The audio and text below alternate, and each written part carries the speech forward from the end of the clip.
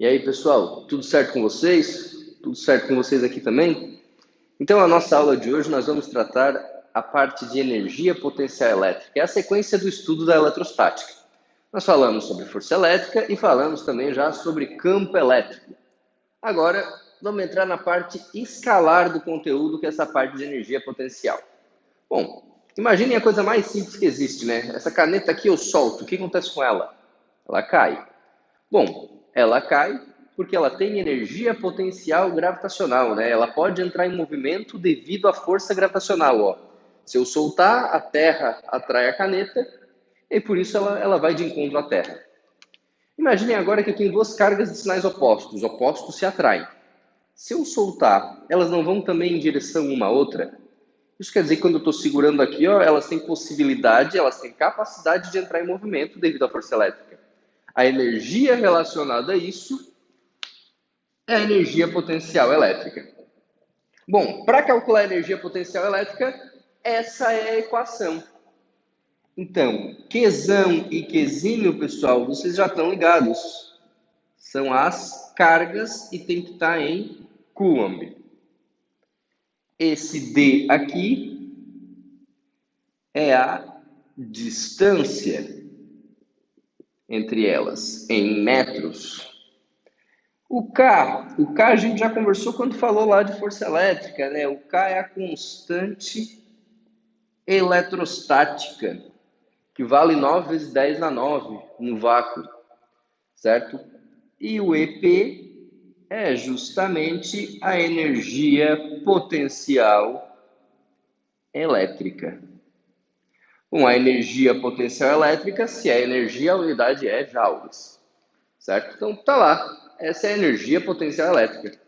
Bastante cuidado, o pessoal costuma confundir ela com a lei de Coulomb, que é o cálculo da força. Observem que as cargas não estão em módulo, certo? Não estão em módulo, e a distância não é o quadrado.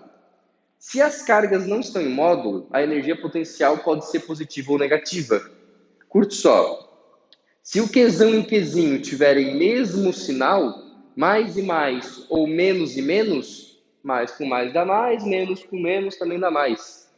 Então, se eles tiverem mesmo sinal, a energia potencial é positiva.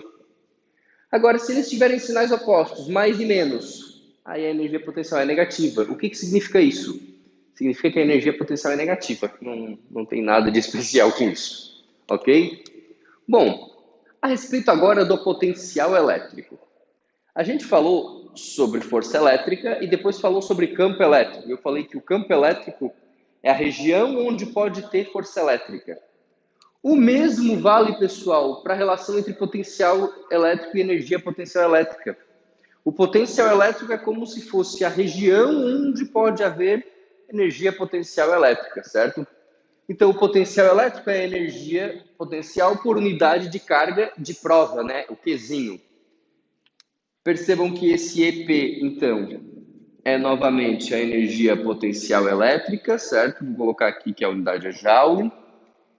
Esse Qzinho é a carga que sofre a ação do campo, né? A carga de prova. E o V é o potencial elétrico. Então não confundir porque são coisas diferentes, hein? Energia potencial elétrica é uma coisa. Potencial elétrico é outra coisa. A unidade do potencial elétrico é joule por coulomb, não é? Joule por coulomb ganha um nome, a gente chama de volt. Certo? Então esse V aqui é volt. É a mesma coisa que joule por coulomb. Bom, vamos fazer o mesmo esquema que a gente fez na força elétrica, olha só. V é igual. Aqui no lugar da energia potencial, eu não posso colocar a fórmula dela, a equação dela, ó. K, Qzinho sobre D. No lugar da energia potencial, coloquei a equação da energia potencial. Observem que o Qzinho aqui vai cancelar. Portanto, o potencial elétrico pode ser calculado só assim, né? Ó. K, Qzão sobre D. Se o potencial elétrico, galera, representa, de certa forma, uma região onde pode haver energia potencial, ele só depende da carga que gera o campo e que gera os potenciais em torno dela também, certo? Então, o campo elétrico é dado em Newton por Coulomb. Ele mede quantos newtons de força vai aparecer em uma carga que tu colocar em um certo ponto. O potencial elétrico é dado em Joule por Coulomb. Ele mede quantos joules de energia potencial cada Coulomb de carga vai adquirir se tu colocar ela em um certo ponto. Ok? Então, resumindo a nossa eletrostática até aqui, a gente basicamente estudou duas coisas. A gente estudou grandezas vetoriais, força elétrica e campo elétrico, e grandezas escalares, que eu falei agora, energia potencial elétrica e potencial elétrico. Nas grandezas vetoriais, pessoal, percebam o seguinte, ó, essa é a força. Se tu divide ela pela carga de prova, tu tem o campo. Nas grandezas escalares, a mesma coisa. Essa é a energia potencial. Dividida pela carga de prova, vira o potencial elétrico. Então é importante vocês perceberem que essa relação de força e campo elétrico é a mesma coisa para energia potencial elétrica e potencial elétrico. Qual é a diferença? A diferença é que aqui é vetorial, então tu tem que saber para onde aponta. A gente conversou sobre isso. E aqui é escalar, né? Não tem direção e sentido, certo? É só quantos joules ou quantos volts. Só módulo. Bom, para essas grandezas escalares, é comum ser cobrado não somente uma carga ou duas. Às vezes aparecem sistemas com 3 ou mais cargas. Imagine então que eu tenho um sistema de cargas A, B e C e eu quero calcular a energia potencial gerada nesse sistema. Bom, a energia potencial ela existe entre as cargas A e B, eu tenho uma energia potencial. Entre as cargas B e C, outra energia potencial, que nesse caso vai ser negativa, né? Sinais opostos. Aqui também, né? Negativa. E agora, entre A e C, galera, mais uma energia potencial.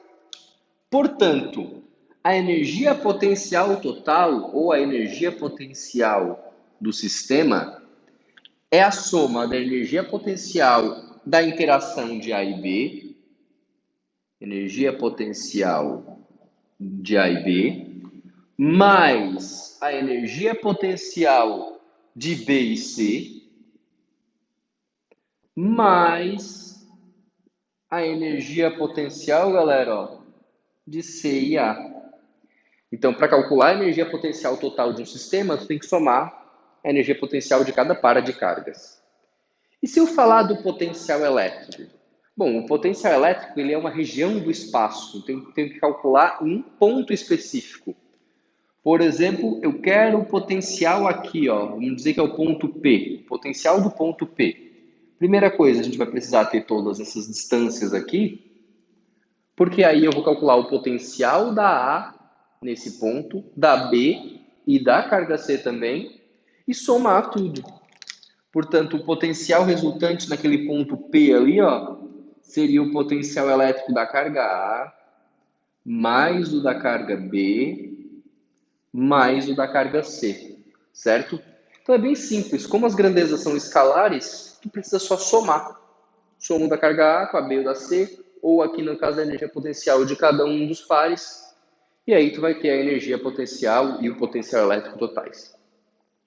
Bom, se o potencial elétrico ele representa uma região do espaço, eu tenho que ter uma representação específica para isso. E essa representação se dá através das superfícies equipotenciais. Basicamente, na nossa aula de campo elétrico, nós falamos que essa carga aqui eu já sei que ela é positiva, porque as linhas saem dela. E eu chamo de linhas de força ou linhas de campo, né? Eu vou botar LF, certo? Representando o campo elétrico. Só que o potencial elétrico, ele não é K vezes Q sobre D. Então, se eu pegar para uma mesma carga dois pontos que estejam a também uma mesma distância dessa carga, o potencial vai ser igual. Portanto, em circunferências centradas nessa carga, pessoal, certo? Não vai ficar uma circunferência bonitinha, mas é o melhor que consigo, né? Em circunferências centradas nessa carga, a gente tem essas superfícies equipotenciais. O que isso significa? Significa que se eu pegar um ponto aqui, ó, A, e outro ponto aqui, B, o potencial elétrico de A e B é igual, porque está na mesma superfície equipotencial. O pontilhadinho, ó, é a superfície equipotencial. Agora, se eu pegar outro ponto C aqui, ó, o potencial elétrico já é diferente, porque está em outra superfície equipotencial, certo?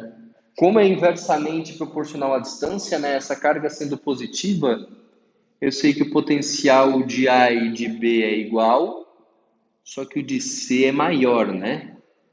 Porque está mais perto, certo? Essa carga aqui de baixo não é uma carga negativa, porque as linhas de campo apontam para ela? Mesmo esquema. Em torno dela eu tenho superfícies, né? Eu tenho circunferências centradas nessa carga, e essas circunferências elas representam o potencial elétrico. Então, se eu tiver um ponto A aqui e um ponto B aqui, o potencial elétrico é igual, porque está na mesma superfície equipotencial. Agora, se eu tiver um ponto C, o potencial é diferente. Aí tem que ter um cuidado. No ponto C, galera, no ponto C, o potencial aqui ó, vai ser menor. Sabe por quê? Porque ele está mais perto da carga, né? A distância é menor. Só que o potencial elétrico aqui, ó, com uma carga negativa, o potencial elétrico é negativo. Então ele vai ficar mais negativo ainda. Isso quer dizer que na carga negativa, o potencial elétrico de A e B são iguais, só que o de C, o de C, galera, é menor que esses potenciais de A e B, porque é mais negativo, certo? Tem uma forma fácil de saber isso aqui, que é a seguinte, ó. As linhas de força aqui, elas não apontam para fora da carga. Quanto mais perto da carga, maior o potencial elétrico. Aqui as linhas de força apontam para a carga, para dentro dela. Quanto mais longe dela, maior o potencial elétrico. Então tem uma relação, que é a relação que eu coloco aqui, ó. O potencial elétrico aumenta no sentido oposto às linhas de força. O que isso quer dizer? Ó? Se eu te der um desenho como esse, galera, ó, eu tenho linhas de força apontando para a direita. Aí eu pergunto assim, ó, quem tem potencial elétrico maior, A ou B? As linhas não apontam para a direita, então o potencial é maior quanto mais para a esquerda. O potencial de A é maior que o potencial de B, certo? Então o potencial sempre aumenta no sentido oposto às linhas. A linha aponta para fora é maior quanto mais para dentro. A linha aponta para dentro, o potencial é maior quanto mais para fora. Bastante informação, né? E por último, pessoal, bem simples, tá? Uma decorrência matemática. As linhas de força elas sempre vão formar 90 graus com as superfícies equipotenciais. Isso quer dizer ó, que esses ângulos aqui, ó, de linha de força e superfície equipotencial, eles devem ser obrigatoriamente 90 graus, ok? Bom, para fechar nossa aula de hoje, vamos falar do trabalho da força elétrica. Vocês já viram lá na mecânica que trabalho é menos variação da energia potencial, né? Para uma força conservativa. Então eu posso escrever assim, ó. O trabalho é menos energia potencial final menos energia potencial inicial. Variação final menos inicial. Só que tem esse menos aqui fora, ó, porque é menos a variação.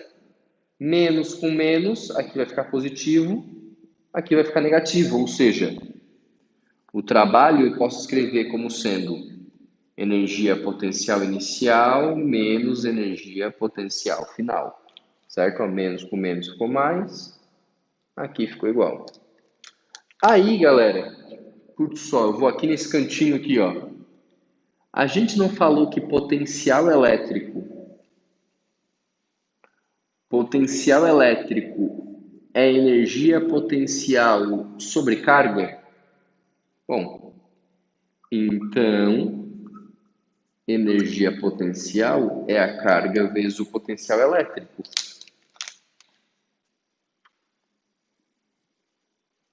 Para que eu vou usar isso aqui, ó? Energia potencial inicial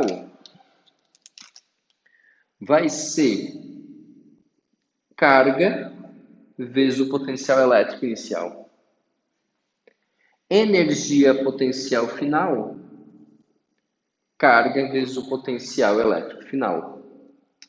Agora vamos imaginar uma situação aqui, ó, que sei lá, um elétron, uma carga qualquer, vai de um ponto A para o ponto B. Então, o trabalho para levar essa carga do ponto A ao ponto B, pessoal, coloca a carga em evidência, ó, Q vezes. Aqui é V inicial e V final. É o V do ponto A menos o V do ponto B. Certo? Essa é a equação do trabalho da força elétrica. Então, esse cara aqui é o trabalho, que vocês já devem ter visto algumas vezes aí. A unidade dele é Joule. Isso aqui é a carga em Coulomb. VA menos VB, galera. VA menos VB ganha um nome especial. É o potencial do A menos o potencial do B. O que é isso? É a DDP, que a gente falou tanto lá em eletrodinâmica, em volts. Lembra lá da DDP que eu falei, para ter energia elétrica tem que ter DDP, para ter corrente tem que ter DDP. Trabalho é transferência de energia.